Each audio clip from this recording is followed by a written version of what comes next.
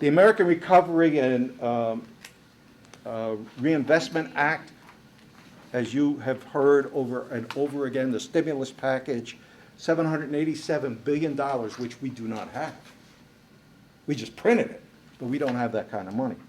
Pennsylvania got $7.2 billion of that package as of March 31st this year. They received, that's how much they were awarded. They have received so far $1.87 billion and created a total of, drum roll, 20,529 jobs. That's an average cost of $91,356 in dollars for every single job. Next slide, and here's where you get into some real serious issues. The renewable energy content of all the gigawatts produced in the United States is pathetically small relative to the availability of the technology. We're not exploiting wind, thermal, solar thermal, PV, geothermal, biomass, all of these things, where the technology really has a place. The only problem is, at the community level, they don't want to do anything about it, especially in Cape Cod, where they got wind turbines 20 miles out. Walter Cronkite says, I don't like the view. No wind turbines. Although you look in Norway, where they don't care what the view is, 60% of their total energy generation is coming out of wind. What's wrong with the psychology going on, especially in American people?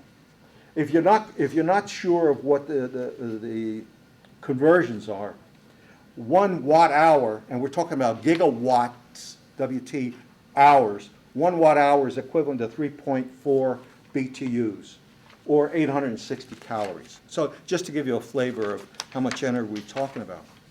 So the federal government says, what we're going to do is subsidize our farmers, because they've got a heck of a lobby, and we're going to subsidize real interesting stuff like E85 ethanol and biodiesel. This is ridiculous. First of all, you're taking food off of the table so that you can put it in the tank. And that is not an equation that's going to work long-term with the American people. So they've subsidized the farmers so that they can raise all this corn that they want, and then they try to crush it into E85 ethanol, which has an energy return on energy investment a little bit more than 1.1 to 1. In other words, it costs more energy to make it if you're looking the whole growth cycle, the nitrogen going in, the CO2 coming out, the transportation to get it there, all the distribution. It doesn't make any sense, and yet federal dollars, your tax dollars, is going to subsidize this because there's some senator in Iowa that's got a lot of clout. Why, I'm not going fast enough? Okay, next slide.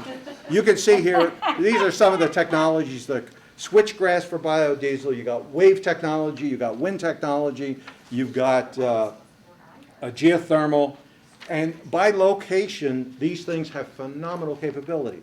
If you look at the geothermal installations in Iceland, for example, 99% of all the energy that's coming through Iceland is based upon geothermal. Smart. The Brazilians really know how to do something really good. They know how to grow sugar cane. So it makes sense for them to have an ethanol-based technology for transportation. In the United States is, how do we get it? How do we get it fast? How do we get it cheap? And then move on. We believe in doing nothing but consuming, not conserving. And that's something that causes me to worry about our long-term survival. And we have to start educating people. Next slide, a bunch of things that you can read later on. I have contact information is there. Next slide, this next package.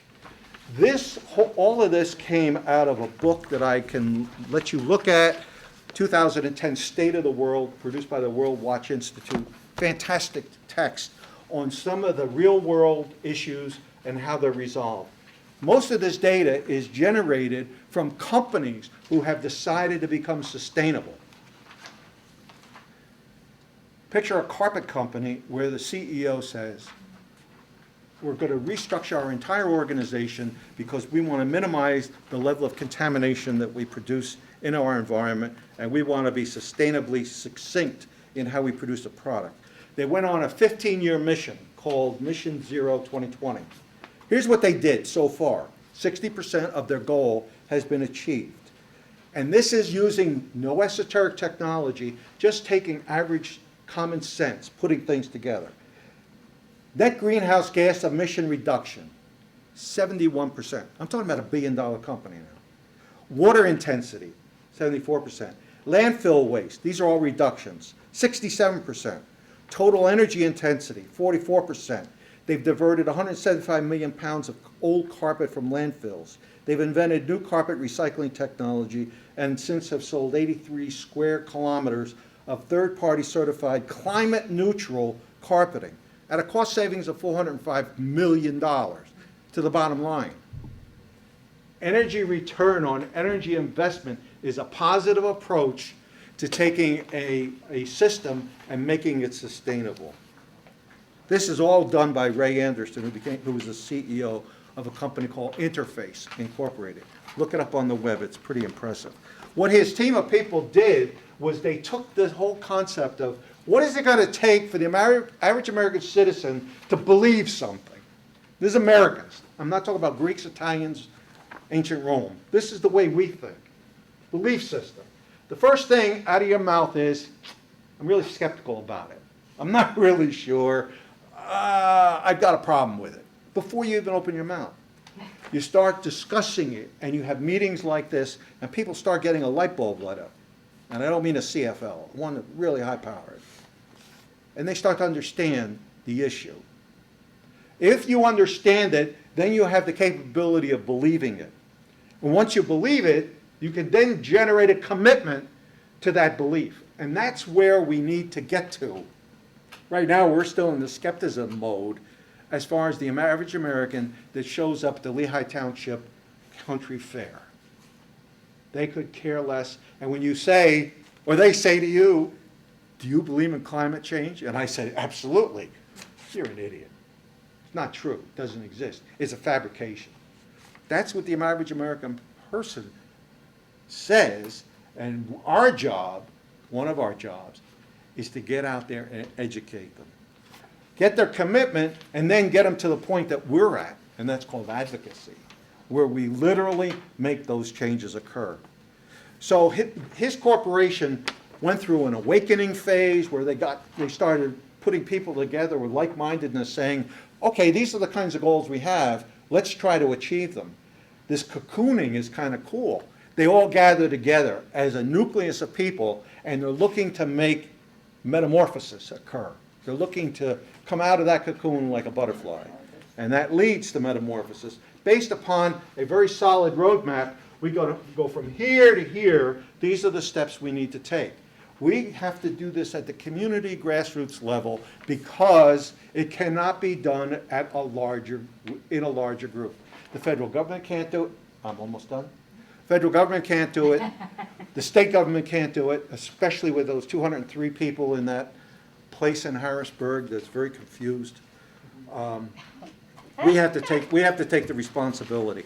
Take a look at this slide, and on the last pages of this are specific discussions of each of these topics.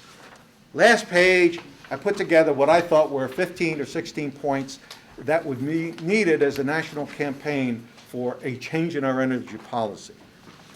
I'll be glad to talk about this after you like. Thank you very much.